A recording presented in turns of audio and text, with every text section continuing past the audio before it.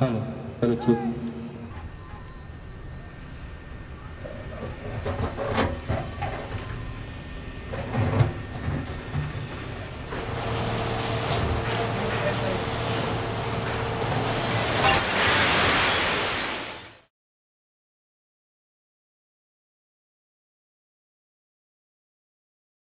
Almost entirely, because I think if I hadn't done that journey, if I hadn't sort of been exposed to how dynamic the musical culture is in the Caribbean, and by dynamic I don't mean amount of music that gets produced, about how it becomes the nodal point to understand contemporary politics, race tensions. Basically all the debates are being played out, or all the tensions are being played out in music. If I hadn't gone through that route, I think I would have made a descriptive film on Bhojpuri music in Bombay. You know, I would have sort of described what is and what are the genres, and you know, who sings what, when does this get sung. Instead, as you saw, I took a very different route.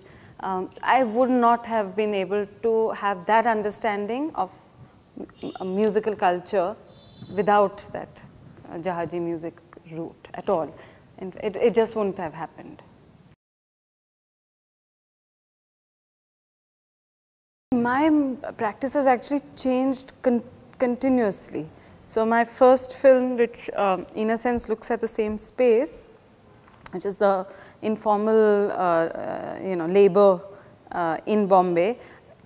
Physically, I was more or less in the same spaces, on the edges of the city, where you know, it's churning. People have shifted from industrial work into sweatshop mode of production, or informalized labor. From there to now, and it's been 10 years, it's been a drastic shift, because that was my first film. I was very, very insistent on, at one level, being almost ethnographic, but another level keeping the sanctity of the moment, the space, the person, the context, everything, nothing could be tampered with. So my form came from there. But 10 years later, in between Jahaji music, and of course all my films, there's been a small shift, but the moment in Jahaji music I encountered music as another layer to work with, I moved away from that style a lot. In Jahaji, I still stay with the structure of the music. By Bidesia, even that I have stayed with the structure of the performance rather than the aesthetic and the craft of the music, and gone, as I said, I've gone into the realm where, from that slum area where people are working through the day and, you know, struggling in that same space, now I've gone into that space that they imagine for themselves, with all the lights on, and that the world that musical space creates within their imagination. That is the world now I'm trying to enter. So not the nitty-gritty real world, but what they are constructing. So automatically the form has really, really moved. For me personally, it has moved a lot. And it keeps shifting. Each film is pushing me in another direction, which is why it's fun. Otherwise, I'd be doing the same thing.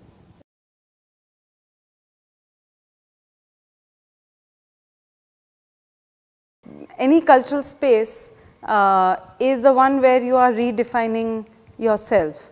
At one level, making yourself visible, at another level, creating or mobilizing your identity. That identity can be problematic and very regressive, or it could be very subversive, it could be very radical, you know, all kinds of things could happen. This clearly is a mainstream identity being mobilized into a very male, very Hindu identity. So that, you know, there's a problematic in that, but it is also the space where you allow your longing and your pathos to get explored. It allows for a range of ways of mobilizing who you are, and that is really what I stayed with. And of course, every migrant group brings with them a certain cultural form that in a sense help you connect you back to home, but also make sense of wherever you are at that moment, hostile or not. But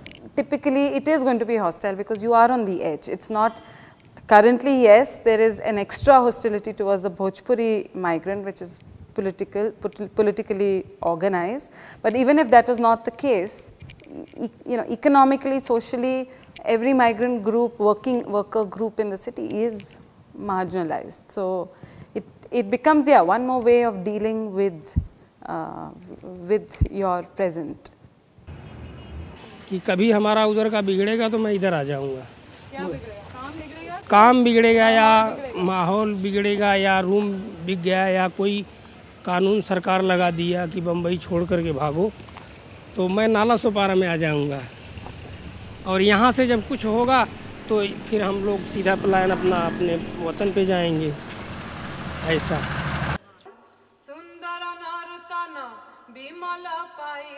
There's a continuum. It's not as if what you are hearing in Bombay would be very different from what you are hearing back home in wherever, Gorakhpur or Ranchi or Darbhanga, wherever else it is that you are.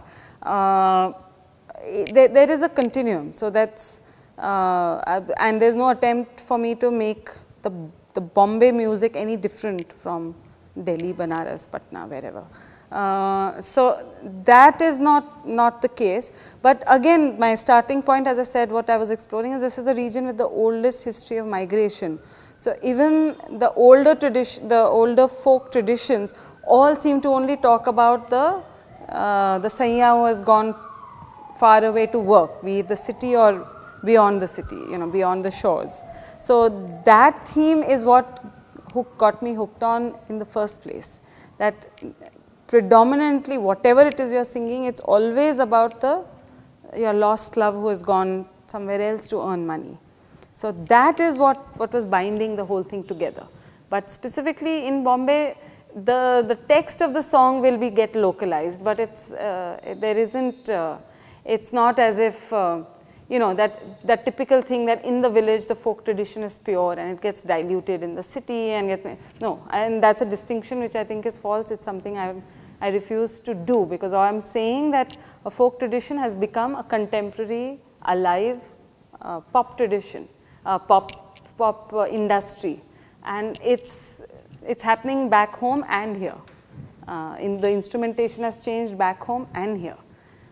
Especially if you're making an album. If you're still sitting in a group and celebrating a festival, you might still have the sound of what was. But that's the text of the songs are rewritten every day, anew.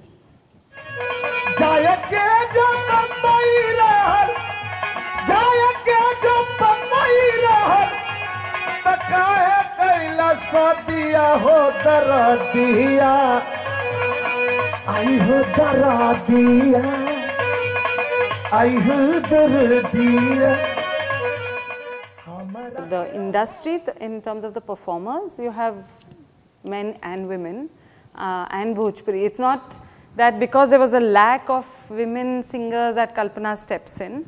That's not the case. There are very many big singers who are women as well, who are Bhojpuri. Just a chance thing that Kalpana came in and then became really big, and she really enjoyed this form, so she stayed on in it. But the absence of women is largely in the audiences in the cities. Somebody was asking me about what the scene is in the villages. Now, all that I know about what happens in the villages is through people I've spoken to. That's not an area of research, so I won't claim to have any authentic kind of idea. But you know, in Bombay, yes, all the performances I saw predominantly were male spaces. Even in the community, there's that one sequence where it's pouring and they're singing, even though that plastic sheet above them has a louder sound than anything that they can do. But even in that community, though, there are women, and the women are standing at doors and windows and listening. But again, primarily it seemed to be a male audience.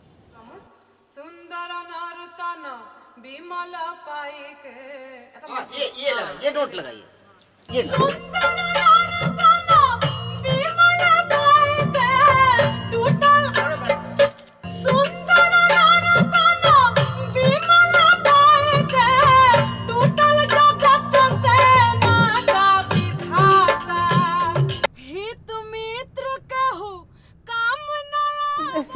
the whole attempt at filmmakers creating spaces for viewing collectively began with Vikalp. When first, filmmakers, we boycotted MIF and started our Vikalp and had a festival of our own. And then after that festival, many of us tried to sustain that. So in Bombay, there was Vikalp at Prithvi already, and there's Vikalp at Alliance already.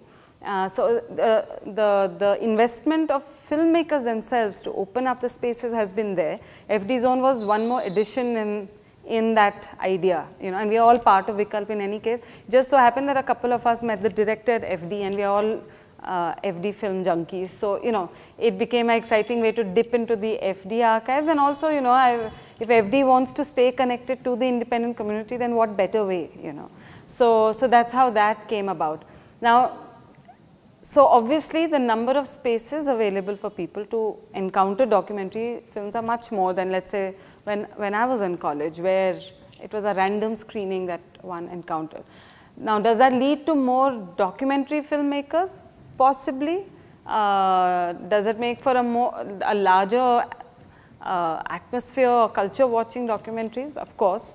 But I suspect that irrespective of an FD Zone or a Vikalp Alliance or Vikalp Prithvi, I think the number of people getting excited by the documentary medium remains. I'm not sure it's a quid pro quo. Of course, there's a connection, but I think because for the past 20 years, ever since independent filmmaking has really burst into the scene, filmmakers are always trying to expand their audiences. So, and because the form is just so liberating, it might pauperize you, but it is liberating. So more and more people are playing around, and technology is no longer that expensive.